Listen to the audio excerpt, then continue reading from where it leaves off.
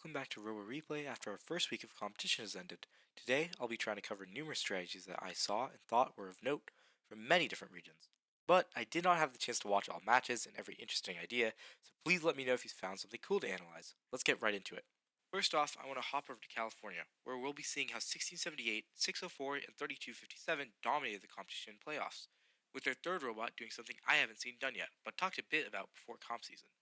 1678 has constantly been pioneering metas of games for the past 2 or 3 years, and often their week 1 strategies get heavily used as the meta in future weeks, such as in 2023 when they chose to go for the high, low, then middle scoring locations to maximize the number of links that you could end up with in that game and confirm an RP in the easiest amount of time. 1678 decided that in playoffs, instead of having just a defense robot, that they would take their third robot, 3257, and have them poach some algae at the start of the match as well,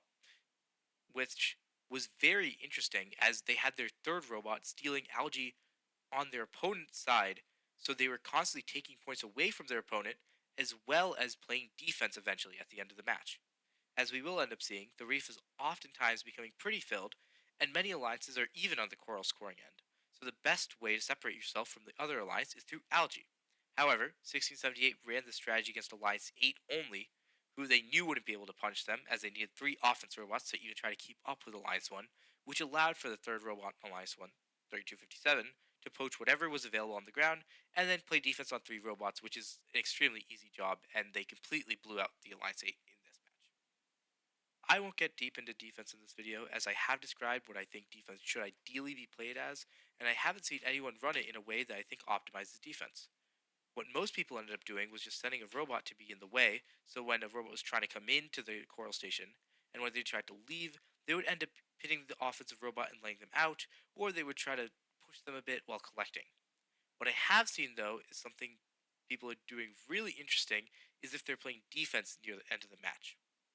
If we hop over to this match in southern Maine in New England, with Alliance 1 of 190, 6329, and 4564, against the Alliance 3 of this event with 131, 5687, and 238, we'll see 238 do something really interesting here. Prior to this playoff match, 190 had often been waiting until the very last moment before rushing to go climb, and 238 sets himself up with some great pre-match scouting to try to deny this. If we see at 21 seconds of this match, 238 starts to posture here, which is setting up in a place where you could just praying that you can be good enough to open field defend their number 1 bot, and 238 does a pretty decent job at this. They end up going here and ramming into 190 to stall them, and although 190 does do a very heads-up play of coming 238 through the reef zone to bait a penalty and free 6 points, I love this idea of having a robot who can't do a climb and is already on defense to just stay late and try to deny an opponent a deep climb, potentially winning the match if it's close, like we see here. And although it doesn't work out here, as 190 does hit their climb after this, I think this is a strategy we might end up seeing a decent bit if teams have one offense robot stay out until the end or very, very close to the end of the match, as a 10-point denial that you could potentially end up with is really good in value and can swing a close match at the end. If we want to do some rules metagaming, then the major foul that you end up with is actually only worth 6 points if you completely ignore the barge zone and tank the foul, which would give you a net benefit of 2 points, assuming they would hit the climb. The math of this is as follows. If we assume that they climb and you would have just parked at the end of the match, then you would end up as a net negative of 10 points comparing the opposing robot's climb to yours, as they got a deep cage for 12 points and you only got a park of 2. However, if you deny the climb completely by just tanking the major foul, then you would end up giving 6 points plus the park points over. This would only be a net negative of 8 points, assuming you didn't also park. If you were able to sneak a park into that as well, then you'd have only had a net negative of 6 points, compared to the potential 10 that you would have had if you didn't foul. This strategy is obviously extremely dangerous, as if you even get more than one major foul in any way, then you would end up giving over 12 points, which is worth the same as their climb, and you will give them the park points too, making them score 14 points. This would leave you with a net negative of 12 points if you were able to park and get the park points back, or a net negative 14 points if you weren't able to park at the end. Overall, while it is an interesting concept to think about, I wouldn't really implement it unless there was a really specific scenario that occurred, and even then, I would be really cautious of double fouling and ruining the game for my alliance if I did run the tank the major foul strategy. If we want to move on to some quals match scoring and look at how people are trying to maximize RPs, Let's go over to the Pacific Northwest, where we'll take a look at this quals match by 1778 and 2046, who ended up on an alliance together and won this event. Here, we'll see two different ways of playing qual matches, and how we might see alliances break field sections apart for pre-match strategy. On the red side here, we can see that 1778 is only scoring in front of themselves, and they're trying to maximize the coral RP by going for 5L4s, 5L3s, 5L2s, and 5L1s, to confirm that RP as they believe that they're locked to win the match based on their pre-match data.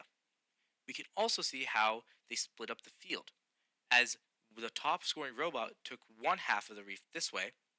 while the other two robots took this half together. This seems like something that you might end up happening in a lot of qual matches, as oftentimes you want to leave your highest potential cycler with the most open space to try to maximize their score, and just bunch the other two robots together and let them communicate on how they want to rotate their collections for max efficiency. I wouldn't be surprised if in qual matches that end up coming in future weeks, we see the highest score teams at each event push for their own half of the field in pre-match strategy discussions, and leave the other two robots to try to figure out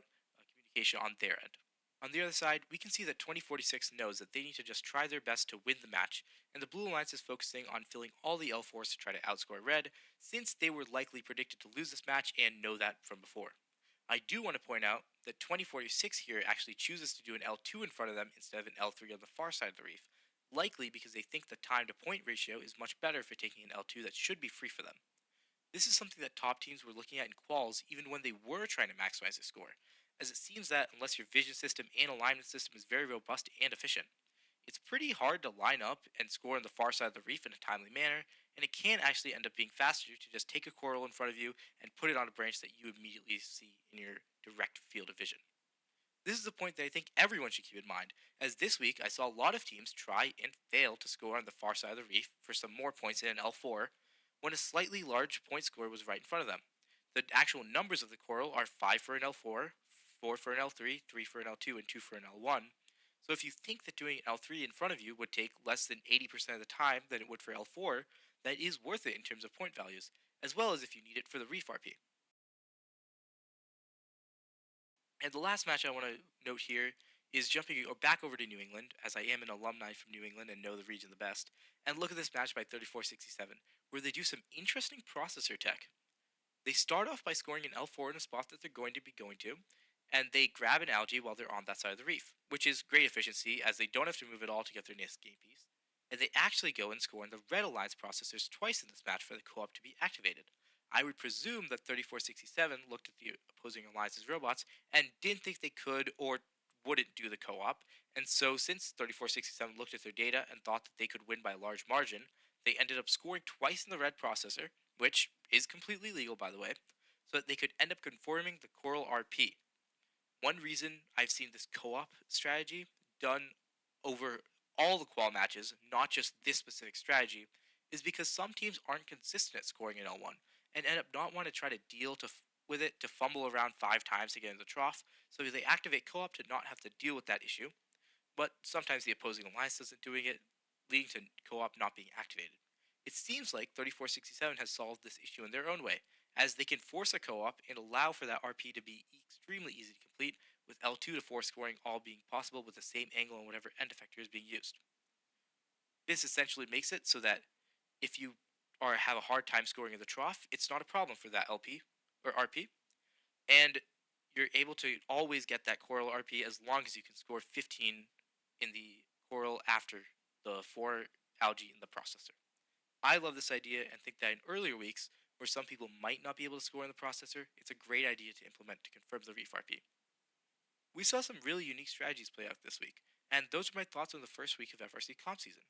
If you want to continue saying the no, keep watching, as next week we'll see a whole new batch of teams and ideas innovate on the existing metas and also make their own. If you guys end up having a game that you thought looked really interesting, please leave it down in the comments below, and I'll go check it out to see if there's anything I can make on it or analyze. Thank you for watching another episode of RoboReplay, and good luck in your events this year.